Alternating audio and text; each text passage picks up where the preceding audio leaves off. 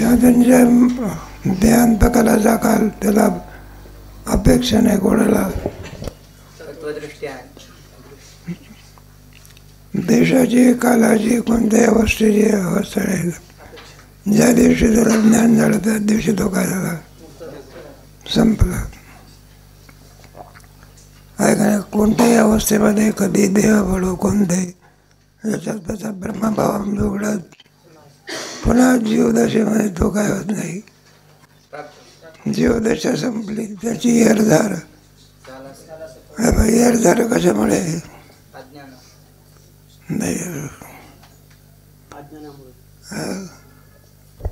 नाही समजत. अरे जीवदशेमुळे. कशामुळे? आपण जीवावर मुक्त नाही झालो, या देहातून त्या देहातून त्या देहातून शरीर जात असतो, एका जीव जात असतो. नाही का? जीव जातो का? शरीर तर इथं पडते ते शरीर. ते का तुकार बरा आहे का इथून शरीराने जायला? मग जीवदशा आहे ना, तोपर्यंत या देहातून. आमची जीवदशा कशाने संपली? ब्रह्मज्ञानाने. तो जीव आहे भाष सर्व बस ज्ञानात बरे.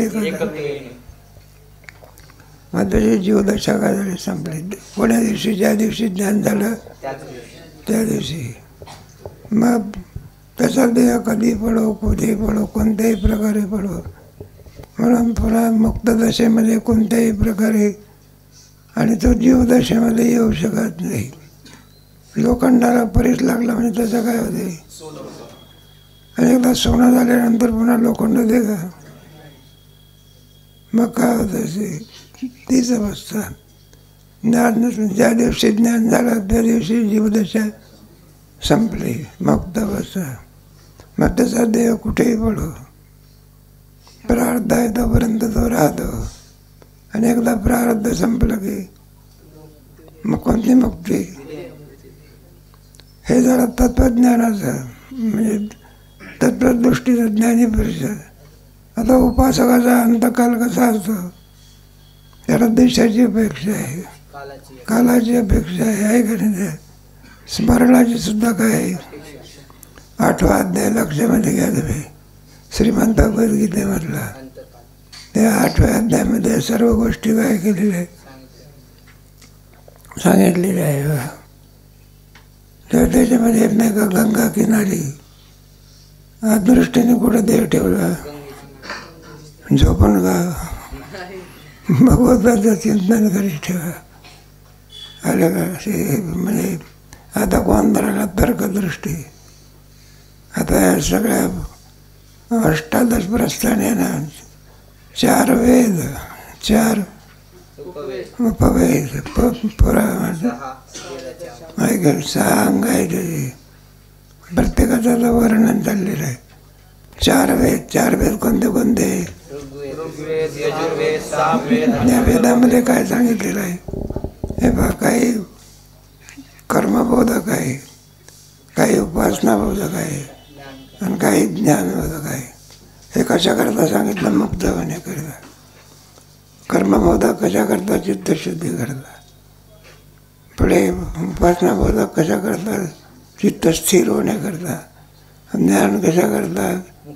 मुक्त होण्याकरता. वाचा. परिच्छेद क्रमांक 12. विद्येची अष्टादश प्रस्थाने. आता विद्येची अष्टादश प्रस्थाने सांगतो.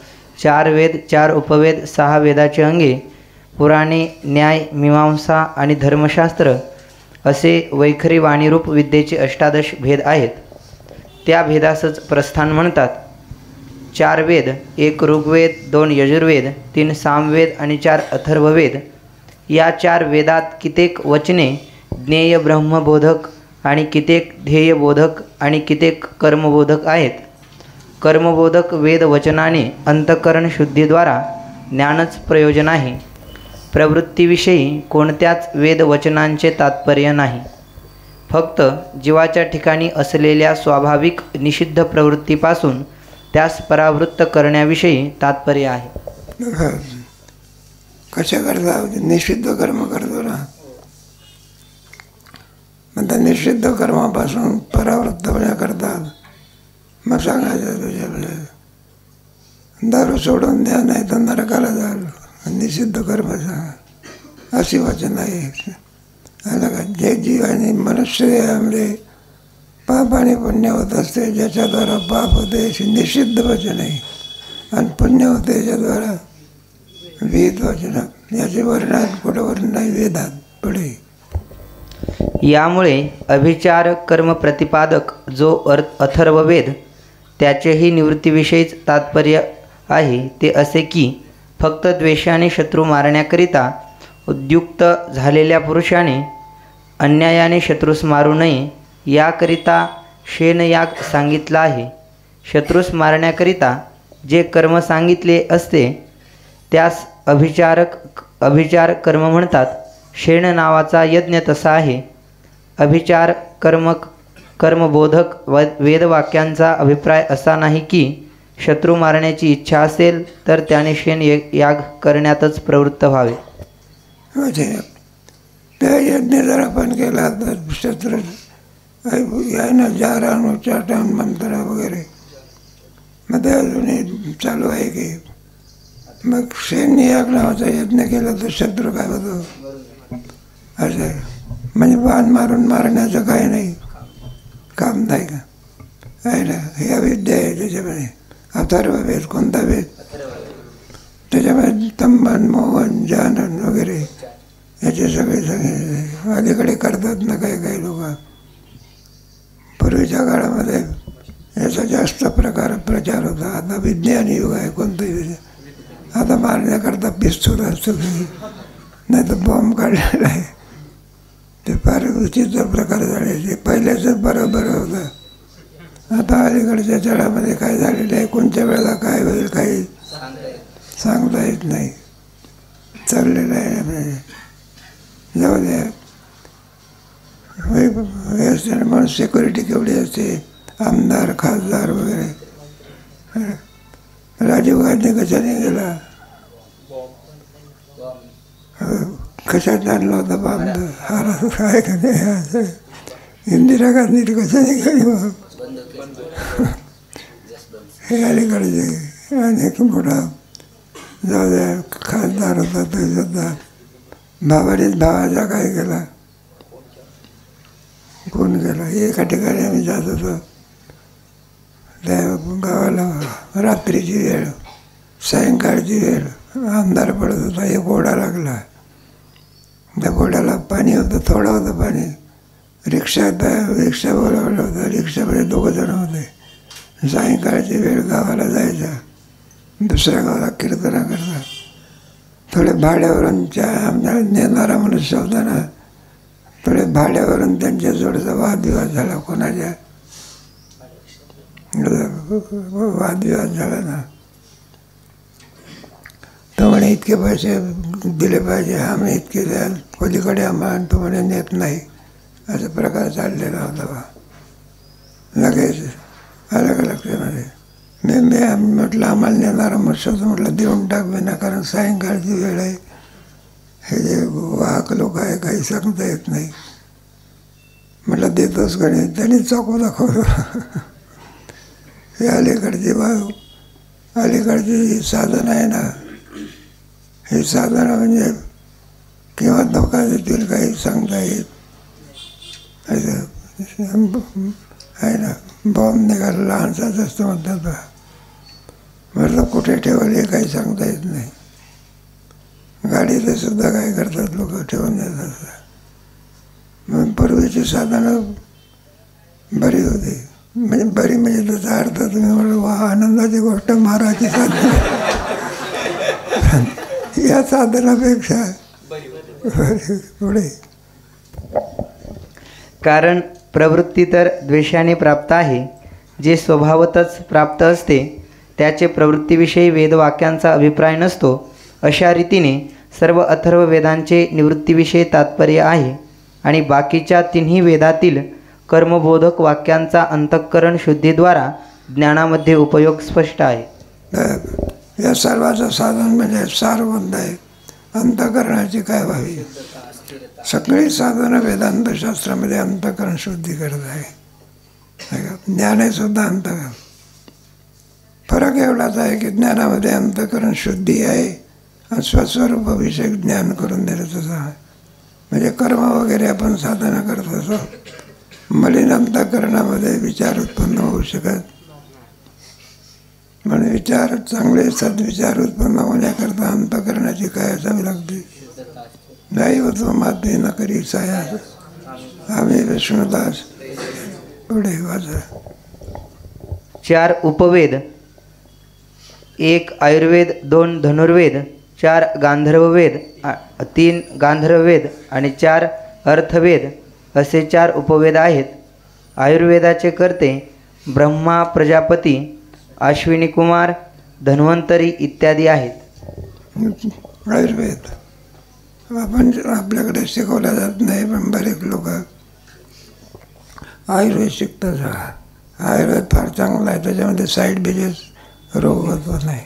थोडा रोगनिवृत्ती करता थोडा वेळ लागतो, पण दुसऱ्या रोगाला आमंत्रण देत नाही. ॲलोपॅथिक आहे, होमिओपॅथिक आहे आणि आयुर्वेदिक आहे. पण किती जरी केलं तरी पुन्हा आणखी रोग झाल्याशिवाय राहत नाही. शेवटी वैराग्यालाच काय आहे नाही का. मग बष्टबिष्ट ऐकलेली आहे. कोणीतरी ग्रस्त वैद्याकडे गेला, त्याला पडसा झालेला होता, सारखं नाक गळायचं बघा.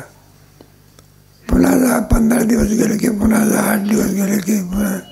म्हटलं तुम्ही एवढे मोठे डॉक्टर आहे, साधा पडसा तुमच्याकडनं बरा होत नाही. काय म्हटलं किती तुमच्या पदवी आहे, एक हात लावून का 2 हात लाव. मग असं आम्हाला हे करा की पुन्हा हे काय झालं नाही पाहिजे. तर म्हटलं असल्या प्रकारचं तर औषध नाही. म्हटलं का तुम्ही फुकटच डॉक्टर झाले का. म्हणलं औषध पाहिजे का. म्हणलं कोणतं औषध सांगा की आम्हाला. म्हणलं नाकच तोडून टाकायचं.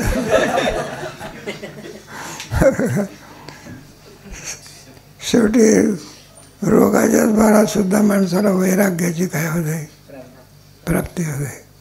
कारण ज्या शरीरामध्ये आपण आहोत त्या शरीरामध्ये एक रोग आहे का, रोगाचे भांडार. आणि त्या रोगामुळे माणसाला वैराग्याची काय होते, प्राप्ती होते. शेवटी आयुर्वेदाचं पर्यवसान कशामध्ये, अंतःकरण शुद्धीमध्ये. पुढे चरक वाग्भटादी चिकित्सा शास्त्रही आयुर्वेदांतर्गतच आहे. वात्स्यायनकृत कामशास्त्र ही वेद अंतर्भूत आहे.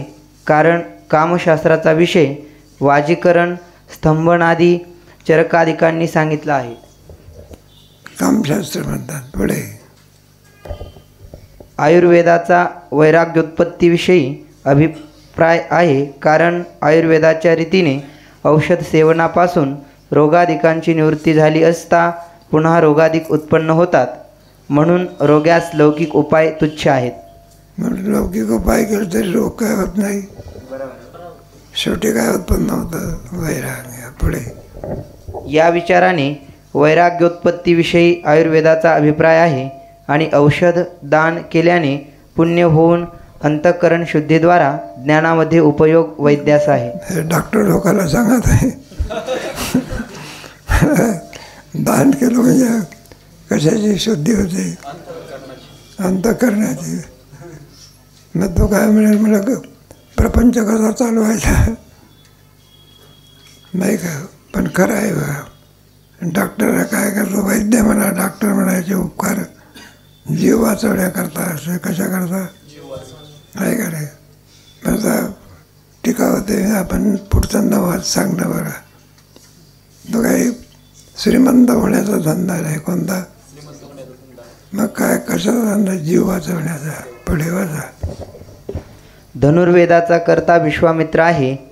त्यात मुक्त, अमुक्त, मुक्तामुक्त आणि यंत्रमुक्त अशी 4 प्रकारची आयुधे सांगितली आहेत.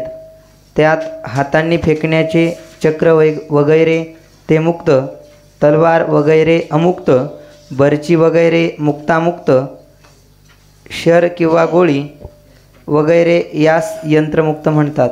हे पहा, शिवाजी महाराजांच्या कमरेला काय होती मग? तलवार होती. ते तुमचे भाला आहे का रे? आहे का रे? प्रभू रामचंद्राकडे काय धनुष्य बाण आहे का रे? विष्णूकडे काय? हे प्रत्येकाचे भिन्न भिन्न पुढे वाचा. त्यामध्ये मुक्त आयुधास अस्त्र म्हणतात, अमुक्तास शस्त्र म्हणतात. त्या आयुधांच्या ब्रह्मा, विष्णू, शंकर, प्रजापती, अग्नी, वरुण इत्यादी देवता मंत्रासह सांगितले आहेत. क्षत्रिय कुमार आणि त्यांचे अनुयायी ब्राह्मणही त्यांचे अधिकारी आहेत. शिवाय पदाती, रथारूढ, अश्वारूढ, गजारूढ आणि युद्धसमयी मंगल शकुन इतका अर्थ धनुर्वेदाच्या पहिल्या पादात सांगितला आहे. धनुर्वेद आहे नाही का? आयुर्वेद, धनुर्वेद हे कोणतं आहे? गांधर्व वेदामध्ये हे गायन कसं करावं, स्वर कसे लावावे, राग, रागिणी वगैरे. राग म्हणजे एखाद्या माणसाचा राग आला तो राग नाही घ्यायचा.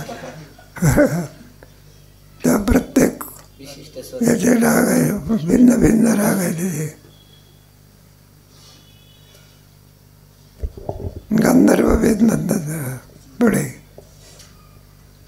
आचार्य लक्षण आणि आचार्यांपासून शस्त्रग्रहणाचा संप्रदाय द्वितीय पादात आहे. गुरु संप्रदायापासून प्राप्त शस्त्रांचा अभ्यास व मंत्रदेवता सिद्धीचा प्रकार तृतीय पादात आहे. सिद्ध झालेल्या मंत्राचा प्रयोग चतुर्थ पादात सांगितला आहे. धनुर्वेद ब्रह्मा, प्रजापती इत्यादिकांपासून विश्वामित्रास प्राप्त होऊन त्याने प्रगट केला, म्हणून त्यास धनुर्वेदाचा कर्ता म्हटले. एवढेच. विश्वामित्र त्याच्यापासून धनुर्वेद का झाला. पूर्वीच्या काळामध्ये बाण कसा मारावा वगैरे आधी करून द्रोणाचार्य त्याच्यापासून शिकत असत. एकलव्य वगैरे पांडवाच्याकडचे त्यावेळेला एकीकरण होतं. धृतराष्ट्राची मुलं आणि कोणाचे पांडवाचे मुलं कोणाकडे शिकत होते? द्रोणाचार्याकडे. तुम्हाला सगळी कथा बिथा सगळी माहिती आहे. सांगून तुमचा वेळ घेत नाही तर दिवस थोडे आहे ना. आणि ते सहसा आपलं पुढे वाचा. दुष्ट चोरादिकांपासून प्रजापालन करण्याने अंतःकरण शुद्धी होऊन ज्ञानद्वारा मोक्षाविषयीच धनुर्वेदाचा अभिप्राय आहे. हे पहा, कोणाला सांगितलं? क्षत्रियांना सांगितलं आहे. नाही तर तुम्ही म्हणाल बरं आहे आम्हालाही सांगितलं आहे. मग हे नाही का? प्रजेचं रक्षण करणे हे कोणाचं काम आहे? ज्ञानदान करणे हे कोणाचं कार्य आहे? ब्राह्मणाचं. आणि शेतीत माल निर्माण करून तो लोकांना देण्याचं कार्य करत आहे. वैश्य व्यापार वगैरे वगैरे असं वेदाने काय केलेलं आहे? मग सांगितलेलं आहे. पुढे तसा गांधर्ववेद भारताने प्रगट केला. त्यात स्वर, ताल, मूर्छासहित गीत, नृत्य, वाद्यांचे निरूपण विस्ताराने केले आहे. त्यासहित उपास्य देवतेच्या आराधनेने निर्विकल्प समाधीची सिद्धी होते. म्हणून गांधर्व वेदाचेही अंतःकरणाच्या एकाग्रतेने ज्ञानद्वारा मोक्षच प्रयोजन आहे. गांधर्व वेदाचे प्रयोजन कोणतं आहे? शेवटी ब्रह्मप्राप्ती हे सर्वाचं काय आहे? प्रयोजन आहे. पुढे तसाच अर्थवेदही नाना प्रकारचा आहे. नीतिशास्त्र, अश्वशास्त्र, शिल्पशास्त्र आदी करून धनप्राप्तीच्या उपायांचा बोधक आहे. परंतु धनप्राप्तीच्या सर्व उपायांमध्ये निपुण असलेल्या पुरुषासही भाग्य वाचून धनप्राप्ती होत नाही. ते त्याला प्रारब्ध पाहिजे. काय पाहिजे? प्रारब्ध असेल तर काही नाही. पळसाला पाना आहे का? एखादा हिराचं दुकान आहे. पूर्ण वर्षामध्ये 2-3 गिऱ्हाईक येतात. किती? आणि त्याच्यात त्याचा विक्री किती होते? 15-20 लाख रुपये विक्री होते. त्याच्यामध्ये 5 लाखाचे गिऱ्हाईक 10 लाख रुपये मिळते. किती 5-6 महिन्यामध्ये.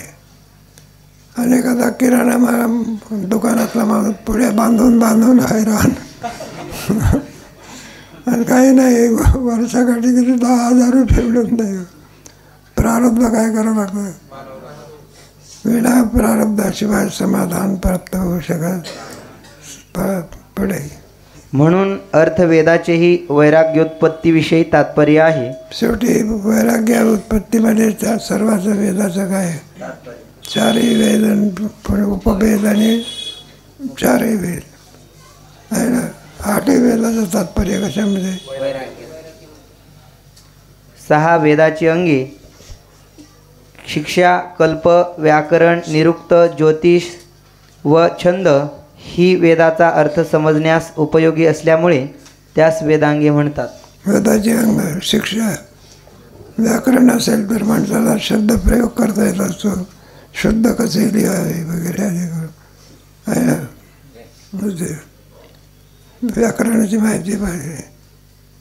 एखादा इथे बाबा असं एखाद्याने सांगितलं म्हटलं तिला कोण शब्द लिहिते, त्याने कोण शब्द लिहायला सांगितलं, त्याने नथनीचा नाव लिहिला. कोणता, त्याचा अर्थ काय झाला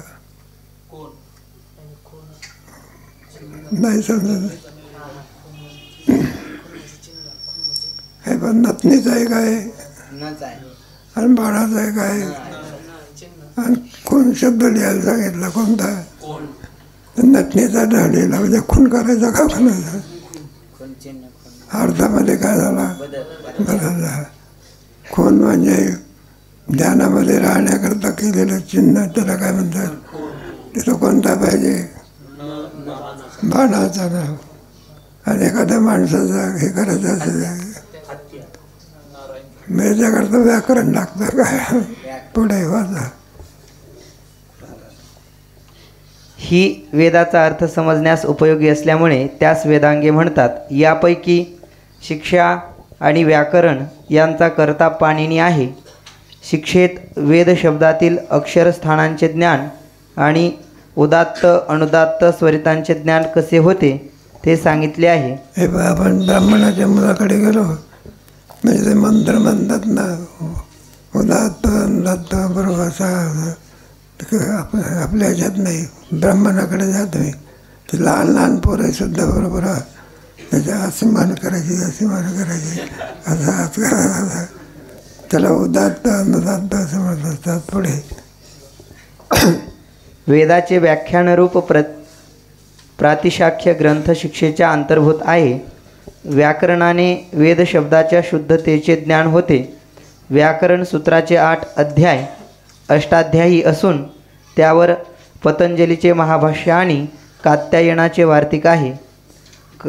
कल्पग्रंथात वेदबोधित कर्मानुष्ठानाची रीती म्हणजे यज्ञात असलेले ब्राह्मण, ज्यास ऋत्विज म्हणतात, त्यांच्या भिन्न भिन्न कर्मांची माहिती सांगितली आहे. आता पुढचं काय, कल्पसूत्रांचे कर्ते कात्यायन, आश्वलायनादी मुनी आहेत. तसेच यास्क नावांच्या मुनीने 13 अध्याय निरुक्त केले आहे. त्यात वेदमंत्रातील अप्रसिद्ध पदार्थांचे ज्ञान होण्याकरिता त्यांची नावे सांगितली आहेत. त्याच्यामध्ये वेगळे वेगळे अर्थ असतात. त्याचं ज्ञान आपल्याला होऊ शकत नाही. त्याचं ज्ञान विशिष्ट म्हणून होत असते. भलता शब्द भलत्या ठिकाणी उच्चार करायचा, त्याच्यामध्ये अर्थाचा बोधक असते तो शब्द. काय गाथेचे अर्थ लावते वेळी, ज्ञानेश्वरीचे अर्थ लावते वेळी त्या अर्थाचा आपल्याला काय होत असतं, उपयोग होत असतो. कोणताही अर्थ कुठे लावून काय होत नाही. तो विशिष्ट अर्थ. संताने सरता केलो तैशापर्यंत चंद्राने भरी, लगेच म्हणायला लागला संताने सरिता केलो तैशापरी. अर्थ काय झाला नाही का, संताने सरिता म्हणजे सरिता नावाची काय बाई आहे का, एक वेलांटीमध्ये एवढा काय कोणता शब्द काय, सरता म्हणजे त्याने आपल्यासारखं केलं. काय केलं, कधी कधी गायक लोक असतात, नवीन गायक, त्यांना काही माहिती घोळून म्हणतात सरिताने सरिता केलं. पुढे संज्ञाबोधक पंचाध्याय निघट ग्रंथही यास्क मुनींनीच केला आहे. तोही निरुक्ताच्या अंतर्भूत आहे. आणि अमरसिंह हेमाद्रिकांनी केलेले कोशादी ग्रंथ निरुक्ताच्या अंतर्भूत आहेत. पिंगल मुनीने सूत्राच्या 8 अध्यायात छंद निरूपण केले आहेत. त्यातल्या सूत्रामध्ये त्यांचे वेगळे वेगळे अर्थ असतात. त्याचं ज्ञान करून घ्यावं लागलं. त्याच्याकरता शब्दकोश असतो. निरुक्त म्हणजे शब्दकोश. नाही का, कोणतीही भाषा शिकायची असल्यानंतर आपल्याला त्या शब्दामध्ये कोणता अर्थ भरलेला आहे याचं काय करावं लागतं. आपल्याला तर इंग्रजी भाषा येत नाही, पण त्या शब्दामध्ये कोणता अर्थ बसलेला आहे. असा एक वॉटर शब्द, त्याच्यात मराठी कोणतं भरलेलं आहे, पाणी. नाही तर आपला मुलगा म्हणायला लागला आई वॉटर आण, म्हणजे बाईला ज्ञान नसल्यावर ती खेटत. त्याच्यामध्ये अर्थबोधकता असते. काय असते? शब्द म्हटलं की त्याच्यामध्ये अर्थबोधक आहे. आणि तो आपल्याला शब्दकोशावरून काय करून घ्यावा लागतो. म्हणतो कोणताही हे शिकायचं असलं तर शब्दकोश काय करावा लागतो, पाठ करावा लागतो. पुढे त्यापासून वैदिक गायत्र्यादी छंदांचे ज्ञान होते. तसेच आदित्य गर्गादिकांनी ज्योतिष ग्रंथ केले आहेत. त्यापासून विहित वैदिक कर्मारंभ कालाचे ज्ञान होते. तानाचं काय होत असते, नृत्यकला आहे, गायनकला आहे, वादनकला आहे ना. त्याच्यापासून चित्तशुद्धीच काय आहे, फल आहे. त्या याच्यावरून आपल्याला कोणता राग आहे नाही काय का. तर गायन करणारा मनुष्य असतो, भिन्न भिन्न रागामध्ये काय करतो तो, नाही का. नाही तर बाई एखाद्याला एकच राग माहिती असतो, कुठेही गेला तरी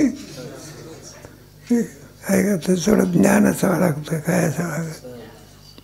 आपल्या जे चाली आहे ना ते प्रत्येक वेदातल्या रागाच्या चाली आहे. काय आपल्याला कोणत्या रागाच्या चाली याचं ज्ञान नाही, पण काय त्याच्यामध्ये राग भरलेला आहे. राग म्हणजे माणसावर राग व्हायचा, तो राग नाही भर. पुढे पुराणे एक ब्रह्म, पद्म, वैष्णव, शैव, भागवत, नारदीय, मार्कंडेय, अग्नि, भविष्य, ब्रह्मवैवर्तक, लिंग, वराह, स्कंद, वामन, कूर्म, मत्स्य, गरुड आणि ब्रह्मांड ही 18 पुराणे व्यासांनी केली आहेत. हे सगळे कोणी केलेले आहे? किती पुराण आहे बरं का. त्याचा एक श्लोक आहे, उद्या सांगू तुम्हाला. एका श्लोकामध्ये 18 नाव आलेले आहे. कुष्कम गारुडमेवच, अद्वयम मद्वयम शैव कुष्कम गारुडमेवच. ते सगळे 18 पुराणं काय आहे त्याच्यावर. हे 18 पुराणं केले. काय विशाल नमोस्तुते व्यास विशाल. आणि 18 पुराणे भागवत कोणी केलं. आणि 18 उपपुराण आहे. बा किती पुढे आहेच की तुम्हाला. तशी काली अधिक बहुत पुराणे आहेत, त्यास उपपुराणे म्हणतात. भागवते 2 आहेत, वैष्णव भागवत आणि देवी भागवत. या दोहोतही 12 स्कंद आणि 18,000 श्लोक संख्या सारखी आहे. किती आहे? 18,000चे श्लोक सगळे. 2 भागवत, देवी भागवत आणि 19 निर्माण. आपल्याला साधं पत्रसुद्धा लिहायचं असलं म्हणजे 3दा झाला बद्दल हे लिहायचं राहिलं काही घेऊन एकीकडे. आणि एकदा लिहिलेलं ते प्रमाण वाक्य होत असते. काय होते आणि म्हणून तर व्यासाने म्हटलेलं आहे नमोस्तुते व्यास. बल्लार गीता कोणी केली आणि छंदात कोणी आणली. असं नुसते भगवान बोलले फक्त. एक 2-3 मिनटं अर्जुनाची काय झाले. पण महाभारतामध्ये तसं पद्यामध्ये काय केलं. मग गीताची एक सगळं वाङ्मय साधू संतांचं पद्यात आहे, गद्यात नाही. सगळं तुकोबाराचा गाथा कशात. ज्ञानेश्वर महाराज ज्ञानेश्वरी. आणि ते पाठ करायला बरं जाते. कशाला पद्यामधलं पाठ होत असते, गद्यामधलं काय होत नाही. झालंही पाठ तर विसरून जाते. त्यात वैष्णव भागवत हे पुराण आहे आणि देवी भागवत उपपुराण आहे, पण व्यासकृत आहे म्हणून प्रमाण आहे. जशी पुराणे व्यासकृत आहेत तशीच काही उपपुराणेही व्यासकृत आहेत. उपपुराणे कोणी केलेली आहे ती? मग कोणी म्हणाल की गो त्यानंच का प्रमाण मानव, आम्हाला काय हे नाही का. मग त्याच्यामध्ये प्रमाण म्हणजे प्रमाणजन्य, कारण त्यांच्या मुखातून वेद बोलतो. काय बोलतो? तुकोबराच्या मुखातून कोण बोलतो? गायली पुराणी तुका म्हणे वेदवाणी, वाचा बोलो करू केले. एका ग्रंथाने काही अभंग केले बघा. आणि ते आनंदाश्रम स्वामी होते, त्याच्याकडे म्हटलं महाराज मी गाथा अभंग केलेले आहे, चांगली गोष्ट आहे. नाही म्हटलं आमचे काहीतरी त्याच्या आमच्या अभंगावरती लोकांना कीर्तन करण्याकरता काय करा सांगा म्हणायला. बरं आहे म्हणायला लागलं. ते आनंदाश्रम स्वामी ठेवून द्या म्हटलं तुमची अभंगाची गाथा. म्हटलं सांगा कोणाला तरी. म्हणले मग तिथं म्हटलं ठेवायचे कुठे? एक पातेलं होतं बघा, त्याच्यात काय होतं? आणि ठेवा म्हणला तुमची गाथा त्याच्यामध्ये. आपण म्हटलं पाण्यात ठेवायची का? पाण्यात जर तिला पाणी लागलं नाही तर मग लोकांना सांगू याच्यावरती काय करा. म्हटलं तरेल कुठे आहे? तर सगळे पाण्यामध्ये फिरून जाईल की. म्हटलं जी गाथा कुठं पाण्याच्या खाली जाते आणि सगळ्या पाण्याने काय होते? भिजते. आणि जी गाथा तुकोबराची कुठं येते? त्या कपड्याला तरी पाणी लागलं का? मग प्रमाण म्हणायचं. काय म्हणायचं? आणि तर ज्याला प्रमाण म्हणायचं का? मग त्या लक्षणात बसलं पाहिजे. कशात? मग तुकोबराची गाथा वगैरे असते, कशात बसते? जडी दगडा असेल धोया.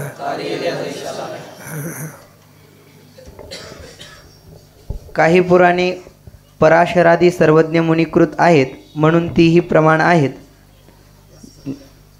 न्याय गौतमांनी 5 अध्याय न्यायसूत्रे केली आहेत. त्यात युक्ती प्रधान आहे. युक्तीने पुरुषाची बुद्धी तीव्र होते, तिचा मननामध्ये उपयोग आहे. म्हणून युक्तिप्रधान न्यायसूत्रांचेही मननाद्वारा वेदांतजन्य ज्ञानच फल आहे. आणि कणाद मुनिकृत 10 अध्याय वैशेषिक सूत्रे असून त्यांचा न्यायात अंतर्भाव आहे. शास्त्राचं चाललं आहे. न्यायशास्त्र आहे, सांख्यशास्त्र आहे, योगशास्त्र आहे, मीमांसा दर्शन आहे. मीमांसेमध्ये 2 प्रकार, उत्तर मीमांसा आणि न्यायामध्ये सुद्धा 2 प्रकार आहेत, न्याय आणि वैशेषिक. संख्यामध्ये सुद्धा आहे, सांख्य आणि योग. सांख्य कपिल, योग पतंजली. पुढे मीमांसा 2 आहेत. एक धर्ममीमांसा आणि दुसरी ब्रह्ममीमांसा. धर्ममीमांसेलाच पूर्वमीमांसा म्हणतात आणि ब्रह्ममीमांसेला उत्तरमीमांसा म्हणतात. जैमिनीने धर्ममीमांसा 12 अध्यायी केली आहे. त्यात कर्मानुष्ठानाची उपपत्ती सांगितली आहे. आपल्याला बायकून ठेवायला काय हरकत आहे का? नाही का? नसेल का आपल्याला ज्ञान किंवा तेवढं नसेल, पण ऐकून तरी काय नाव तरी काय आहे ना. एका कीर्तन करायला बरं का, कीर्तन करायचा तो सगळ्या एका पोराने मधले बसल्या शिवतानी एक पंचदशीचा काय श्लोक पडला, प्रमाण म्हणून दिला. काय झालं? तो कीर्तनकार म्हणायला लागला पंचदशी म्हणजे काय?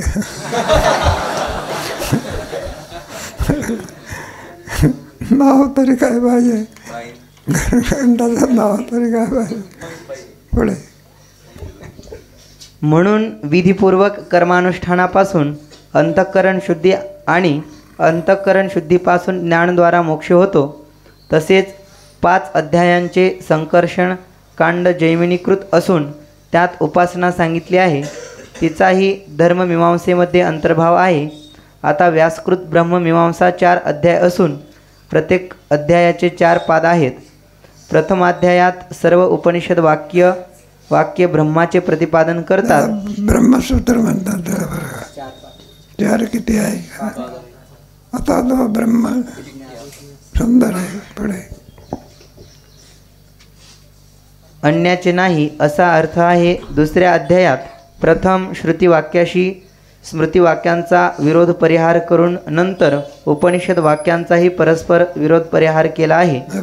स्मृती आणि उपनिषद या दोघातला फरक कोणता फरक आहे? स्मृती म्हटलं की तिचा कर्ता आहे आणि उपनिषद म्हटल्यानंतर त्याचा काय नाही, त्याला वैदिक वाङ्मय म्हणायचं. कोणतं वाङ्मय? आणि बाकीच्या ह्याला स्मृती म्हणतात. गीता कोण आहे? स्मृती आहे. उपनिषद श्रुती आहे. का नाही? श्रुती म्हणत नेती नेती तुमच्या 7 वर्षातल्या पोराला आम्ही ज्याचे दास त्याचा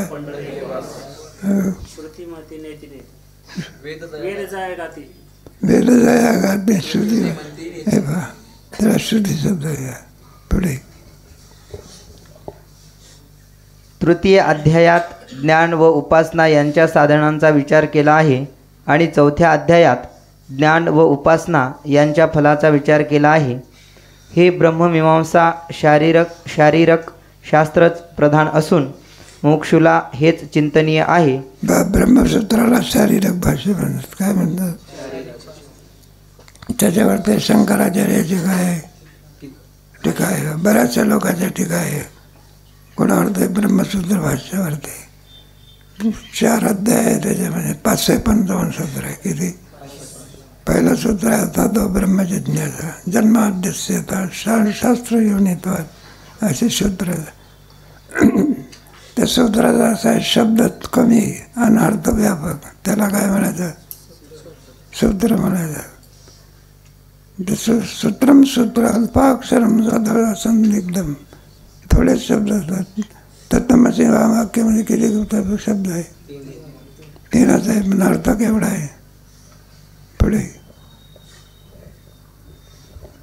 जरी व्याससूत्रांवर अनेक भाष्य व व्याख्यानरूप ग्रंथ आहेत, तथापि श्री शंकराचार्यकृत भाष्यरूप व्याख्यानच मोक्षस चिंतनीय आहे. तज ज्ञानद्वारा मोक्षफल स्पष्ट आहे. सर्व जरी आचार्याचं असलं तर प्रमाण कोणाचं आहे? का नाही? पुष्कळचे जरी कवी असले पण प्रमाण ज्ञानोबर आहे. इतराचे आपण घेत जरी असलं तरी प्रमाण कोणाचं आहे? तसं शंकराचार्याचं मत काय आहे? धर्मशास्त्र म्हणजे स्मृती वगैरे ग्रंथ आहेत. म्हणून याज्ञवल्क्य, विष्णू, यम, अंगिरा, वशिष्ठ, दक्ष, संवर्त, शातातप, पराशर, गौतम, शंख, लिखित, हरित, आपस्तंभ, शुक्र, बृहस्पती, व्यास, कात्यायन, देवल, नारद इत्यादी जे सर्वज्ञ त्यांनी वेदानुसार स्मृती नामक ग्रंथ केले आहेत त्यास धर्मशास्त्र म्हणतात. त्याला कोणतं बोलायचं? इतिहास होणार आहे. रामायण वगैरे आहे ना, महाभारत वगैरे हे धर्मशास्त्रामध्ये म्हणतात. रामायण आहे ना, तुलसीगोत रामायण, भावार्थ रामायण, इतिहास नाही, इतिहासाचं लक्षण दिलं आहे वाचा. त्यात वर्णाश्रमासंबंधी कायिक, वाचिक आणि मानसिक धर्म सांगितले आहेत. त्यांचे अंतःकरण शुद्धीद्वारा ज्ञान होऊन मोक्षच प्रयोजन आहे. त्याचं प्रयोजन कोणतं आहे? अंतःकरणाची शुद्धी झाल्यानंतर ब्रह्मज्ञान. सर्वाचं प्रयोजन एकच आहे. पुढे तसेच व्यासांनी महाभारत आणि वाल्मिकींनी रामायण केले आहे. वाल्मिकी रामायण केलं आणि महाभारत केले. आणि कुजतम राम रामे मधुरम. त्याचा वाल्मिक ऋषी आहे रामायण. पुढे त्यांचाही धर्मशास्त्रामध्ये अंतर्भाव आहे. तसेच देवता आराधनानिमित्त जे मंत्रशास्त्र आहे तेही धर्मशास्त्राच्या अंतर्भूत आहे. देवताराधनेचे अंतःकरण शुद्धी हे फल आहे.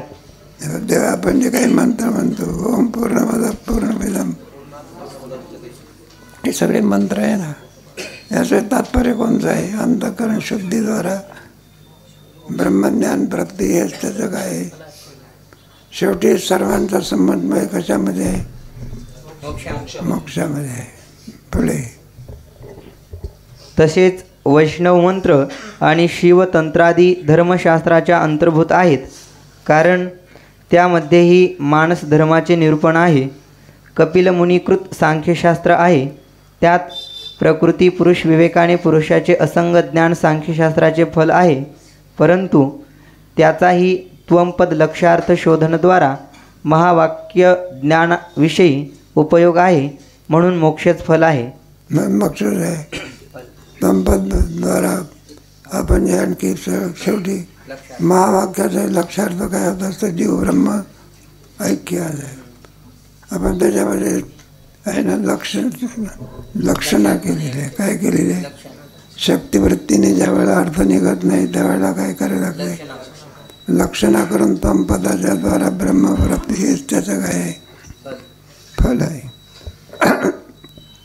पुढे तसेच योगशास्त्र 4 पाद पतंजलीकृत आहे. पतंजली हा शेषाचा अवतार आहे. त्याचे पतंजली नाव पडण्याचे कारण कोणी एक ऋषी संध्योपासना करीत असता त्याच्या अंजलीत प्रगट होऊन पृथ्वीवर पडला, हे होय. काय पडलं? ओंजळीत काय पडलं?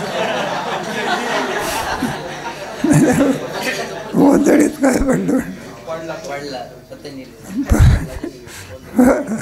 पुढे अरे संस्कृत शब्द.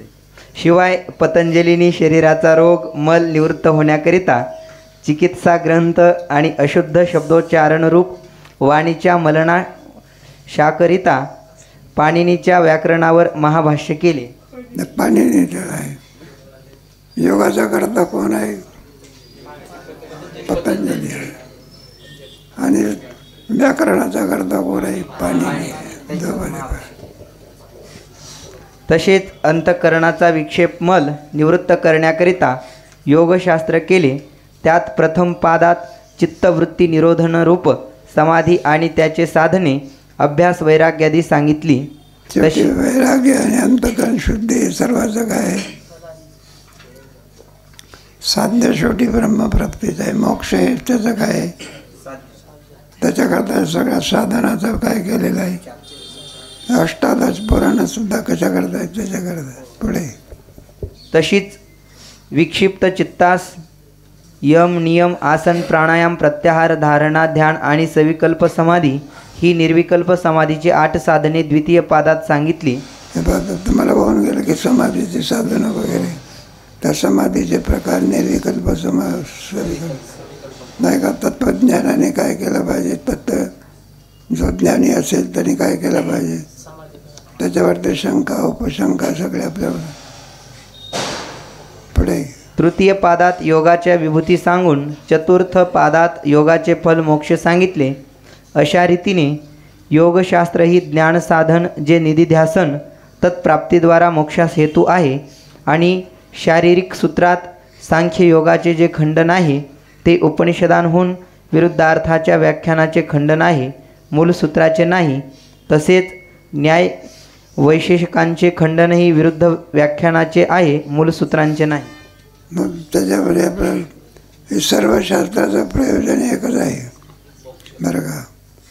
कोणता विरुद्ध अर्थ नाही त्याच्यामध्ये. कोणताही सर्वांचा अर्थ कसा आहे आणि त्याचं साध्य कोणता आहे? मोक्ष. मोक्ष म्हणजे सकल दुःखाची निवृत्ती, ब्रह्मानंदाची प्राप्ती. हे सर्व कशामुळे येत असते? अज्ञानामुळे. अज्ञान गेलं की काय झालं? सकल दुःखाची निवृत्ती आणि आनंदाची प्राप्ती. याला कारण जर कोणतं असेल तर ब्रह्मज्ञान. ब्रह्मज्ञान झालं की मोक्ष ठेवलेलाच आहे. मग काय आणावा लागत असतो का? ठेवलेलाच असतो. किती जरी म्हटलं तरी त्याच्यात शंका उपशंका. तुमच्या मतामध्ये तर मुक्त पुरुष दिसतो, आमच्याला तर दुःख दिसते. हा प्रारब्ध भोग आहे. कोणता भोग आहे? तो मुक्तीला नष्ट करू शकत नाही. मग कोणाचं प्रारब्ध कोणतंही असो, काही असो, त्याच्यामध्ये नाही. प्रत्येकाचं प्रारब्ध एक एक भिन्न भिन्न आहे. तुकोबराच्या अंगावरती 100 वेळा नाही, नाथ महाराजाच्या अंगावरती किती वेळा चुकलं? 100 प्रारब्ध. त्याला काय करतात? तुकोबराच्या काठीने मारलं. काय मारलं? प्रारब्ध, पण मोक्ष जसाच्या तसाच. कारण हे सगळे बरं का प्रारब्धाची हे आहे, कशाची बी काय. कोणाचं प्रारब्ध कसं असेल हे काही सांगता येत नाही. पण मग तो मुक्त असो, साधक असो, का पामर असो, का विषय असो, प्रारंभ भोगूनच काय करावं लागतं. तसेच नारदकृत पंचरात्र नामक एक तंत्र आहे. त्यात वासुदेवाचे ठिकाणी अंतःकरणाची स्थापना सांगितली आहे. हे पहा, ते वाचण्यासारखं नाही. ते काय नाही, ते पंचतंत्र आहे ना, ते कशासारखं नाही. वाचायचं असेल तर घरी जाऊन वाचा. नाही वाचायचं का, खरंच वाचण्यासारखं नाही का. तो वाचायचं असेल तर आपापल्या प्रत्येकाने काय करायचं, घरी जाऊन काय करायचं. विचित्र विचित्र नावं दिले त्याच्यात. न सांगणं बरं आणि तुम्ही न ऐकणं बरं, तेवढा पॅरेग्राफ द्या सोडून, घरी जाऊन वाचा. परिच्छेद क्रमांक 13. नास्तिक ग्रंथकार व त्यांची मते. नास्तिक मतातही एक माध्यमिक, योगाचार, सौतांत्रिक, वैभाषिक, चार्वाक आणि दिगंबर असे 6 भेद आहेत. नास्तिक म्हणजे त्याच्या माध्यमिक, योगाचार, सौतांत्रिक, वैभाषिक. सुंदर विवेक आहे, त्याचा विचार कधी करू. आणि तुझे वाचण्यासारखं नाही, घरी जाऊन काय करा, कोणाला सांगण्यासारखंही नाही का.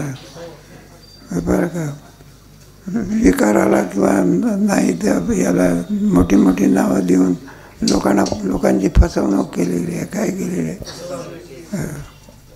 आणखी पुन्हा धर्मशास्त्रामध्ये नाही, नास्तिक दर्शनकार कोणते आतापर्यंत कोणते झाले नाही का. आस्तिक दर्शनकार आहे ना, न्याय, मीमांसा आणि सांख्य हे दर्शन कोणते आहे.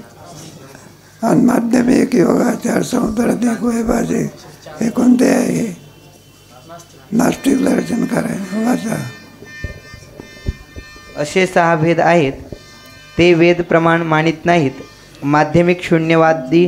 पहा, नास्तिक दर्शनकार म्हणजे तो देवाला काय करीत नाही, वेदालाही मानत नाही, ईश्वरालाही काय करत नाही. बरं, त्याचा स्वभाव वाद असतो. कोणता वाद असतो, स्वभावात समजते का नाही का. आस्तिक दर्शनकाराचा जगाताच्या बाबतीमध्ये कोणता वाद आहे, ईश्वर सत्तावाद.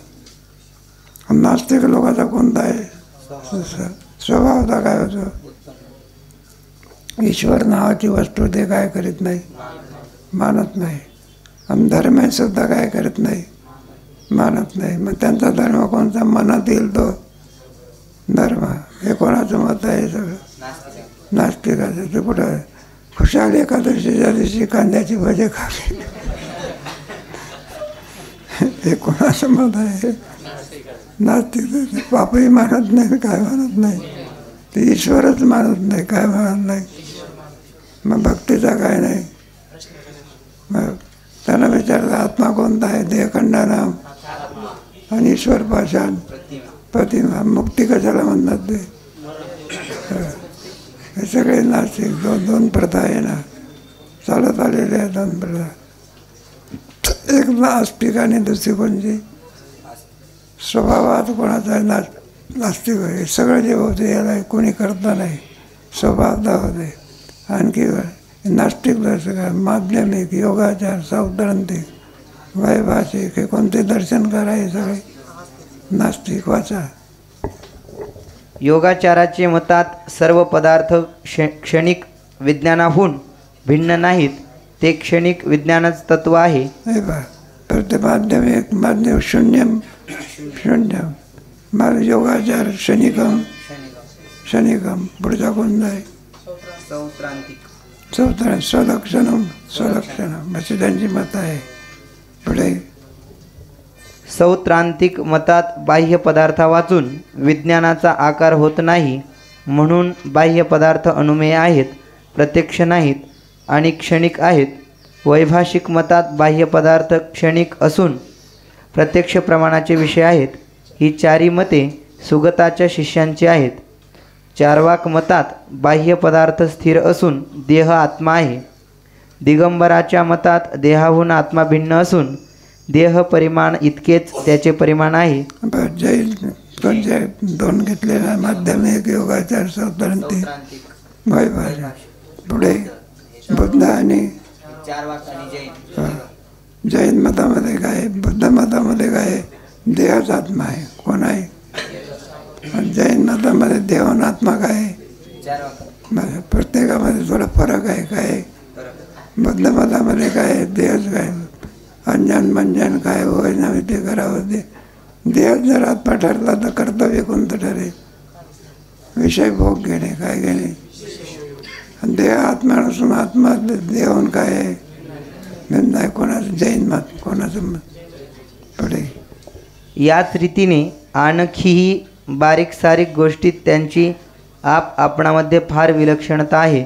परंतु सर्व वेद विरोधी व नास्तिक आहेत म्हणून त्यांच्या मताचे उपपादन आणि खंडन फार लिहिले नाही. वाममार्ग आणि नास्तिक मताचे ग्रंथ संस्कृत भाषेत असले तरी वेदबाह्य आहेत म्हणून अप्रमाण आहेत. सगळे नास्तिक लोकांचे ग्रंथ काय आहे? वेदबाह्य आहे म्हणून ते प्रमाण घेण्याला काय नाही. नाही का? एखादा कीर्तनकार नाटकातलं याचं जर प्रमाण देत असेल तर म्हटलं हे पण नाटक प्रमाण आहे का अप्रमाण आहे?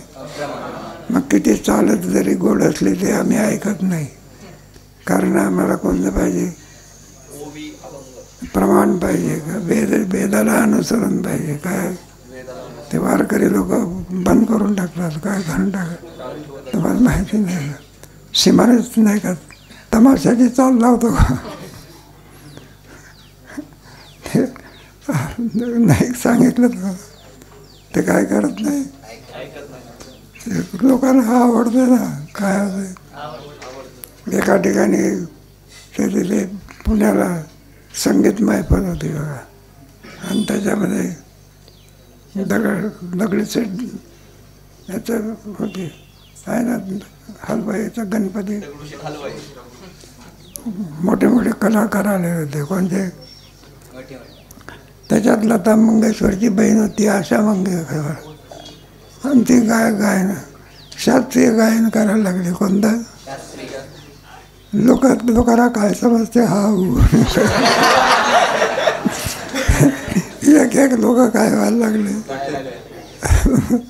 मग ते त्यांच्या कानात मंत्र सांगितलं. म्हणलं हे बाय हे त्याचा गिऱ्हाईक नाही, शास्त्रीयांना काही. मग तुम्ही काय करा एखादी तमाशाची चाल लावा. तमाशाची चाल लावता बरोबर जे धिमलं वाजवलं बघा बरं का. एक किलोमीटरवर गेलेली माणसं परत आलं. कशा करता सांगितलं तुम्हाला, पण त्याला प्रमाण नाही काय नाही. आणि आपल्या शास्त्रीय याच्यामध्ये काय पाहिजे? वारकरी संप्रदायामध्ये कोणतंही प्रमाण देऊन काम मागत असते ना. कीर्तनकार म्हणतो गाथेमध्ये नाही पण आपल्याला उपयोगी म्हणून काय करतो? क्षमा मागतो तुम्हाला. असं जाऊ दे. आपला संप्रदाय वैदिक प्रमाण आहे. कोणता? वेदमार्गे म्हणे गेले. अजूनही आनंदाची गोष्ट आहे. जगात परिवर्तन व्हायला लागलं आहे. काय लागलं? आता धोतर नेसलेला माणूस सुद्धा काय होत नाही. हे परिवर्तन आहे बरं का. पण आपल्या याच्यामध्ये प्रमाण आहे बघा. कीर्तन करायचं म्हणजे इजार नेसून कीर्तन जमतं का? मग काय नेसलं पाहिजे? धोतरच नेसलं पाहिजे. ते आपलं किती वर्षापासून चालत आलं. ज्ञानेश्वर नामदेव महाराजापासून परंपरा जशीची आहे. ते लोक म्हणत असतात ना. म्हणलं का तुम्हाला काही दुसरा या भंग येतच नाही काय? उठला सुटला कीर्तन का रूप पाहता पण त्याला वैदिक परंपरा आहे. काय आणि ते काय अजूनही चालू आहे. काय काय कीर्तनकाराने पेटा काय केलं पाहिजे? कंबरसुद्धा काय केलं? त्याला कुठे काय युद्धाला जायचं आहे का? प्रमाण यज्ञ आहे. काय सुंदरचे ज्ञान असं.